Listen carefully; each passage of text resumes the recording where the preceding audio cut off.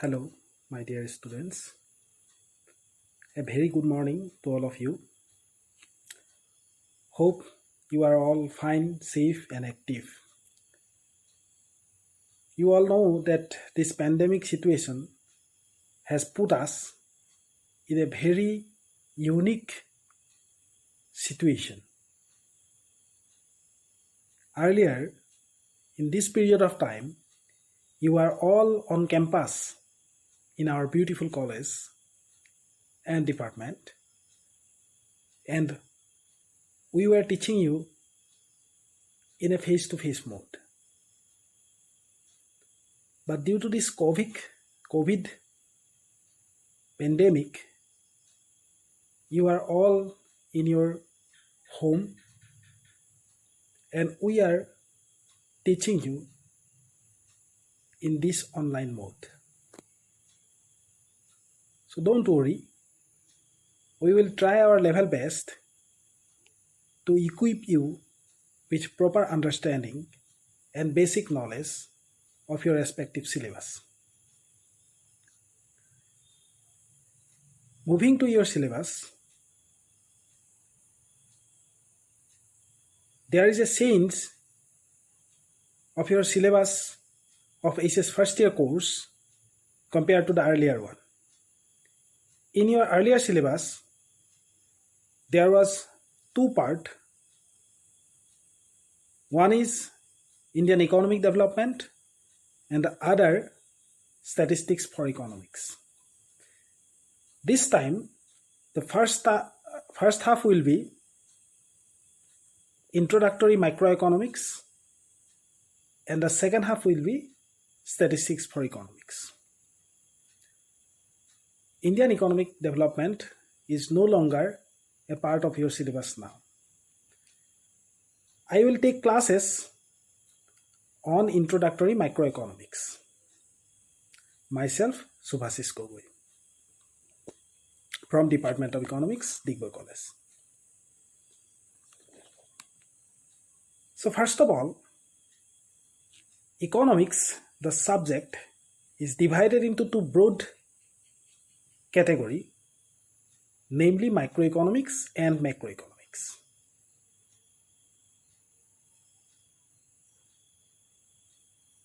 The term micro, you all know that micro means what?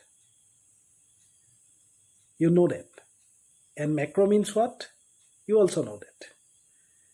The term microeconomics has been derived from a Greek word, micros, M-I-K-R-O-S, micros, which means small. And the term macroeconomics has been derived from a Greek word called macros, M-A-K-R-O-S, which means large. So you all are familiar with your storage devices like micro SD, macro SD. The micro SD is a bit small of this size. Macro SD, which is a bit unavailable nowadays, is a bit large in size. So microeconomics as a category will deal with the small scope branches of economics. It will not literally mean small. It will mean that the scope of microeconomics will be smaller than that of the scope of macroeconomics. Microeconomics deals with the individual unit of an economy, like individual demand, individual supply, individual income, individual consumer, individual producer, etc., etc. Whereas macroeconomics deals with general unemployment, general inflation, aggregate demand, aggregate supply, national income, etc., etc. So microeconomics deals with the specific subject and macroeconomics deals with the whole of the economy. So we are putting macroeconomics aside as of now, and we will concentrate on microeconomics. For your clear understanding, if microeconomics is a tree, then macroeconomics will be the jungle. That means it is the trees which will make up the jungle. So both microeconomics and macroeconomics are complementary to each other. Now look at your syllabus. In Unit 1, you have an introduction. In the introductory part, there are many topics. Today, we will deal with a few of the topics of your introduction part. That means Unit 1. In this Unit 1, we will deal with what is an economy, then what are the central problems of an economy, then what is production possibility frontier, and finally opportunity cost. Let's come to the word economy. The word economy has been derived from a Greek word, from two Greek words actually. The combination of two Greek words. The first Greek word is oikos, which means house, and the second Greek word is nemin, which means to manage. O-I-K-O-S, oikos, and nemin, N-E-M-E-I-N, nemin. Together, combining together both the words, it is called as oikonomia. That means to manage the household. And from this oikonomia, we have derived the word economics. But economics will not mean to manage only the household. Its scope is larger, many way larger than that. Formally, we can say that an economy is an area of the production, distribution, and trade, as well as consumption of goods and services by different agents. In a broader sense, an economy can be defined as a social domain that emphasizes the practices, discourses, and material expressions associated with the production, use, and management of resources. Now come to the second part, that means central problems of an economy. In almost every economy, we face various problems, and you all know well about that. Like in Indian economy also, we are facing many problems, and we are also experiencing many opportunities and prospects. So theoretically, there are some central problems of an economy. Basically, three problems of economy are characterized as the central problems of an economy. They are what to produce, how to produce, and for whom to produce. So remember, I am repeating the three central problems of an economy: what to produce, how to produce, and for whom to produce. Come to the first problem, what to produce. You see, you can produce tremendous goods and services of your choice. In the earth, in the economy of various countries, there are lakhs and lakhs of various types of goods and services. It is up to us which goods and services we will produce. You see, we cannot produce all the goods and services we wish. We cannot produce all the goods and services that exist on earth or that can be produced by mankind on earth. Why? Because we have limitation of resources. We have limitation of money. We have limitation of capital. You see, take yourself as an example. There are many goods and services available in the market. As a customer, will you buy all the goods and services available in the market? Definitely not. So a country must choose which goods and services it will produce, or it will give priority in production for the greater welfare of its population. Because resources are limited, capitals are limited, manpower are limited, money is limited in the hands of a country or economy. It must prioritize various goods and services over others. You see, there are various goods and services, like necessary goods and services, luxury goods and services, illegal goods and services, etc., etc. The food we eat, the medicines we take when we are ill, the fuel, the basic clothes, these are the basic necessary goods or services for the economy. Then luxury cars, high-end TVs, high-end smartphones, luxurious decorative items, luxurious furnitures. These are the luxurious items of an economy. Then narcotic elements, alcoholic elements, cigarettes. These are the harmful goods and services of an economy. Like that, the trading of drugs, human trafficking,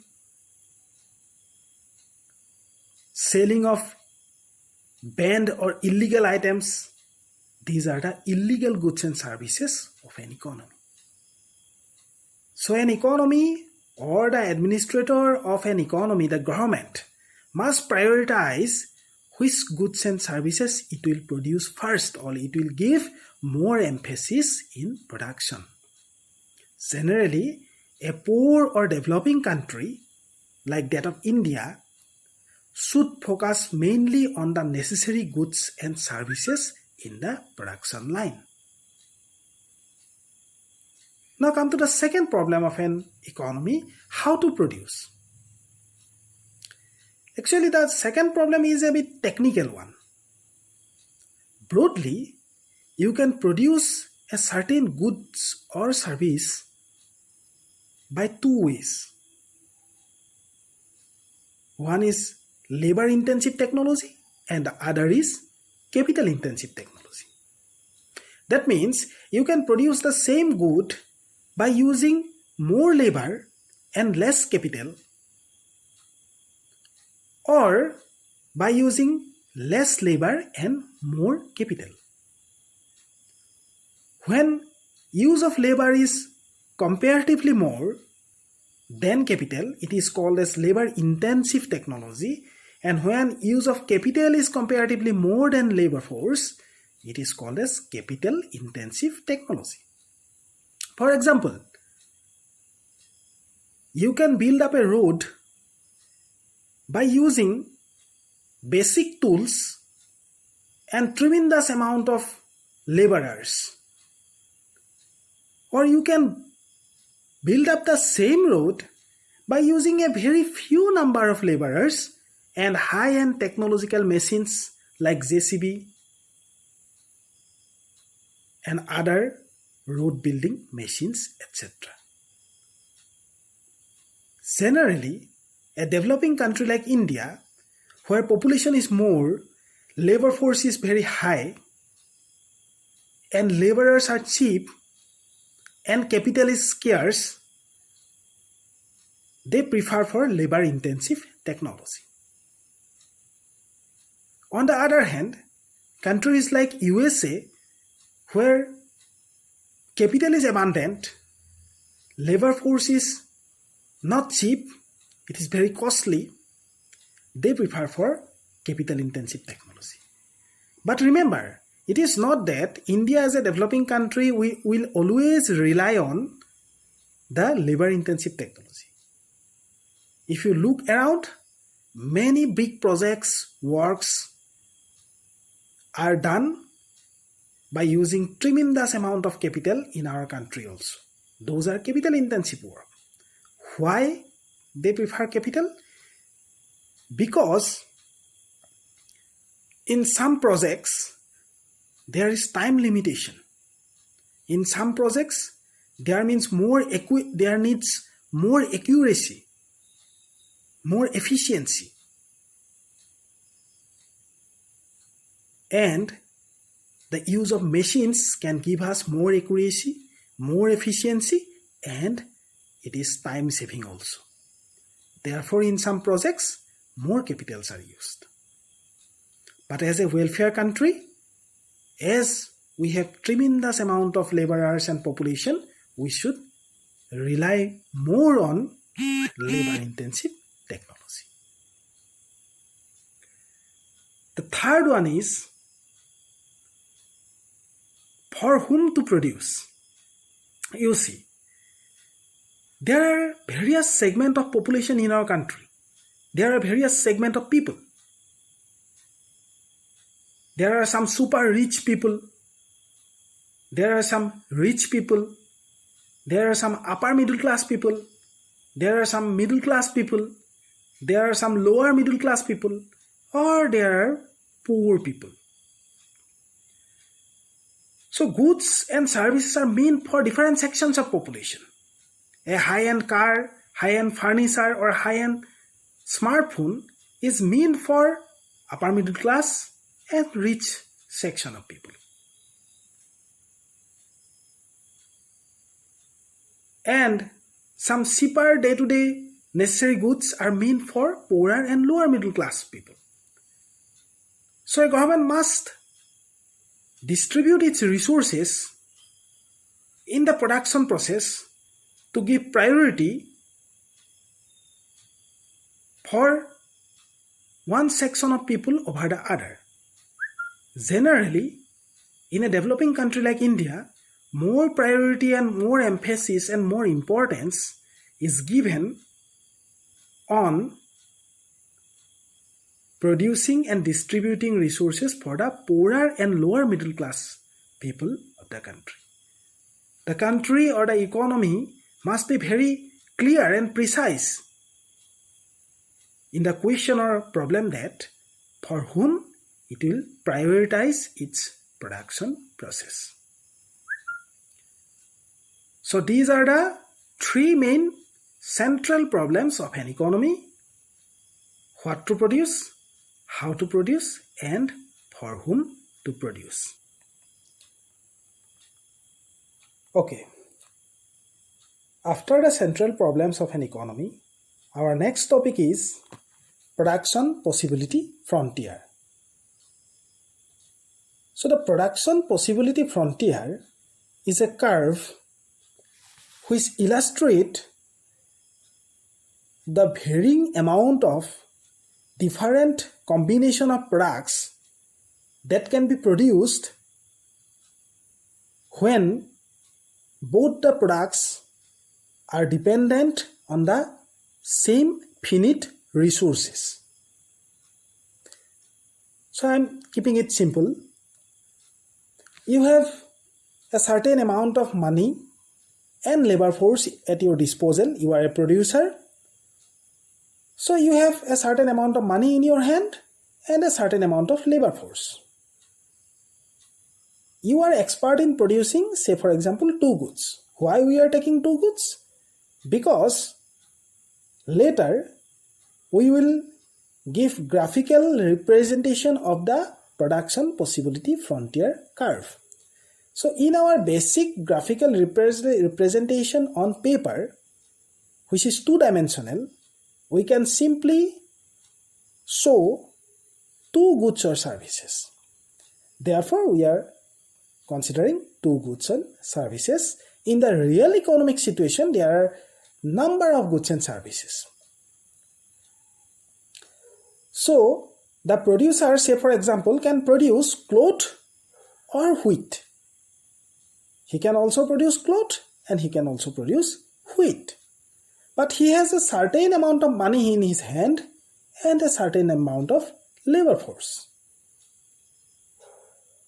So, with the help of that labor force and money, he can divide some money and labor force for the production of wheat and put the other part of the money and labor force for the production of cloth. Remember, if he wants to increase the production of wheat, what he will have to do?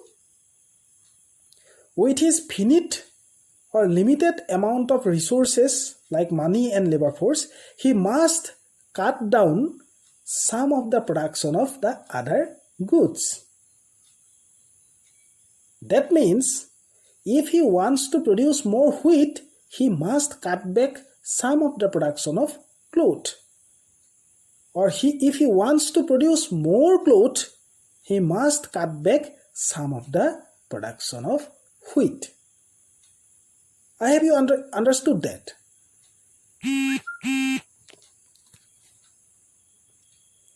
The PPF, that means production possibility frontier, demonstrate that the production of one commodity may increase only if the production of the other commodity decreases. Now the PPF, the production possibility frontier, is a very important tool for a producer. It is a decision-making tool for him. So he must decide how much resources he will put for the production of one good and how much resources he will put for the production of other good. He will find a suitable combination of both the products or suitable product mix which will give him efficient allocation of his resources. His money, his capital and his labor force will be efficiently allocated and he will earn maximum profit out of that product mix. Next, let's come to the last topic of today's class, that is opportunity cost.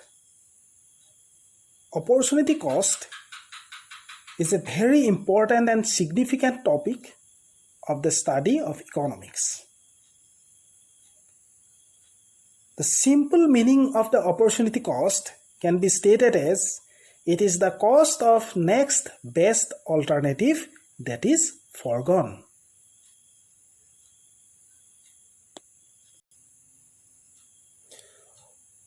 It is a key concept in economics and has been described as expressing the basic relationship between scarcity and choice. So let's illustrate opportunity cost with the help of an example. Say for example, a doctor is working in a government hospital and by rule he cannot go to other nursing home or chamber, his private chamber, apart from his job. Say for example, so suppose he is earning 1 lakh rupees per month in that government hospital as a salary. If he is not engaged in the government job and he engaged himself in a private nursing home, then say for example, he would have been earned an amount of 70,000 per month as salary from that nursing home. Now forget that. If he is neither working in the government hospital nor in a private nursing home, and he is running his own private chamber, then say he would have been earned 50,000 rupees per month. So what is his best decision? In our case, the best decision is to work in the government hospital because it gives him highest amount of salary. That means 1 lakh rupees.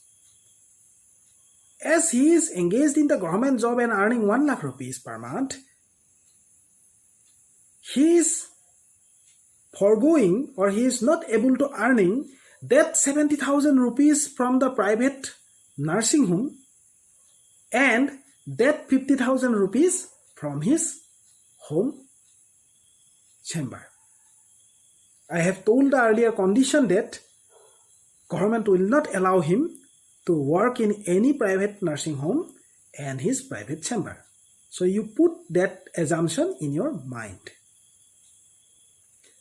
Now, he is in his best optimal decision or choice, that means earning 1 lakh rupees per month. So what is the next best alternative to him? What is the next best alternative? It is the job of a private nursing home which would given him 70,000 rupees per month. What is the third best alternative? It is the working in his home chamber.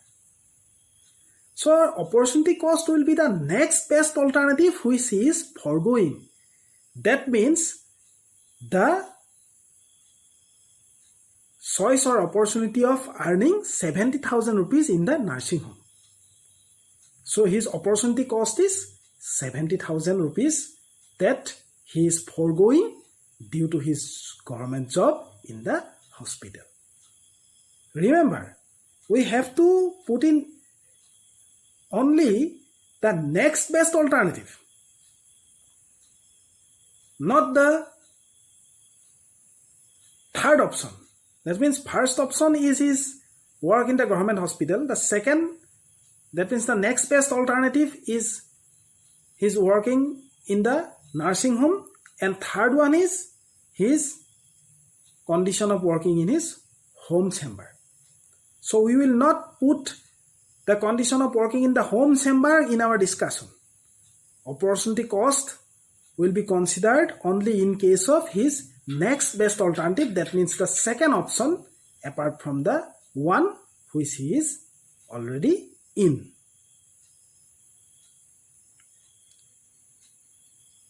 Let us take another example.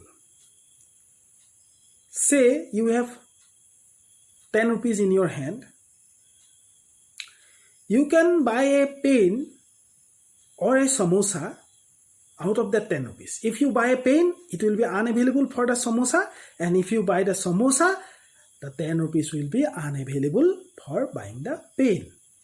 Being a student, your first priority is to buy a pen. So say for example, you are buying the pen and you are foregoing the samosa. So the opportunity cost of buying the pen is the samosa which you are foregoing. Actually, these examples are given on the consumer side. Opportunity cost is actually more help for the producer's end. How?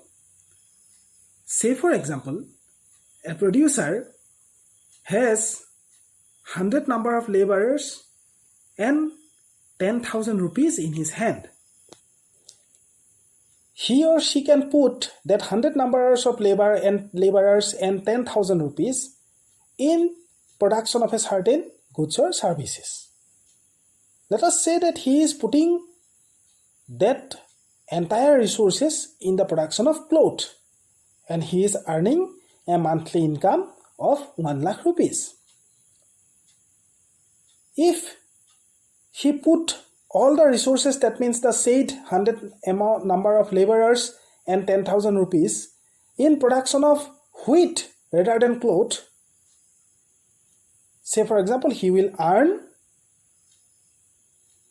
70,000 rupees. So as a producer, what he will choose?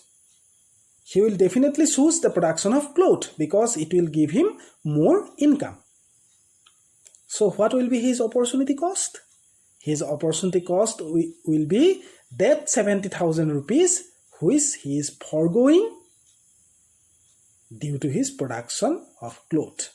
That means he cannot produce both cloth and wheat by engaging all of his resources in one activity.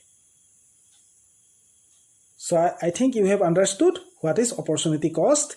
It is the cost of next best alternative that is foregone. So these are the concepts which I want to share with you in our today's class. So let's come to a summary. Today we have learned what is an economy. Then we have learned what are the central problems of an economy. That means the three central problems: what to produce, how to produce, and for whom to produce. Then we move to the production possibility frontier, in which we showed that two simultaneous goods are produced with a limited resources, and if one goods or service is to be produced in an increasing quantity, the quantity of the other goods or services will be decreased. Then finally we came to the opportunity cost, where we get that opportunity cost is the cost of next best alternative that is foregone. So I think you have find these topics very interesting. Economics is itself a very interesting topic and subject. So learn in a convenient environment, try to learn efficiently, try to give quality time in your study. Like today's class, I will come with many interesting topic of economics according to your syllabus. If there are some graphs or diagrams, I will upload the graphs and diagrams in your respective WhatsApp group, and you can take a note from them. Regarding books, many new books are coming to the market following the new syllabus. Remember, your syllabus has been changed. Earlier, the combination was Indian economic development and statistics for economics. Now it is introductory microeconomics and statistics for economics. So you will find various books. Some books will incorporate both parts, that means the introductory microeconomics and statistics for economics, and you will find also some books which will deal with single subcategory, that means either introductory microeconomics or statistics for economics. From my opinion, you can take the book written by Mr. Goel and Goswami, two writers, Goel and Goswami. I have forgot the initials. So the book of Goel and Goswami has combined both the subcategories, that means introductory microeconomics and statistics for economics. So our one of our fellow teacher from our department has reported that there are some problems in the statistics part. There may be some problems in the statistical part in this book. Some formulas may be wrongly placed. I have not come through this, but regarding the introductory microeconomics part, you will find this book as a dependent one. It is not that you have to follow only that book. I have no agenda regarding that. You can take any book which you will find easy to understand and easy to study, easy to write. At the end, actually I want you to study economics, to find interest in economics, to take good marks in the economics paper, to build up a proper understanding and proper base of economics. For that, you can go for any books which will give you the good knowledge and understanding of your economics syllabus. We have our rich library also in our college. So when the college will reopen, you can go for that library and choose various books.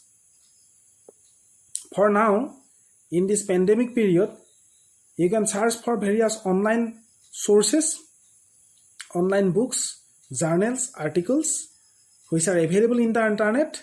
Just search the topic in Google or some other browser and you will be left with abundant resource base. I am giving the lectures and taking the class through YouTube in a pre-recorded mode because I am engaging in some training program and therefore I am not able to come in a live class. So after 19th of August, I will take the class in Google Meet or Zoom platform in a face-to-face live manner. You can put your queries directly to me. For now, you will put your queries in the comment section of this YouTube video. And remember, you have to put your name and roll number in the comment section after you have watched the video. So don't forget to put your name and roll number in the comment section. I will take a record of them and use as an attendance sheet for today's class. And be punctual and please visit the class at the scheduled time. That means 10 a.m. to 10:45 a.m. After 11 a.m. sharp, I will hide the video, YouTube video from my channel and it will be available only for 1 hour. So I hope you have enjoyed the video and you have find it interesting. Thank you very much.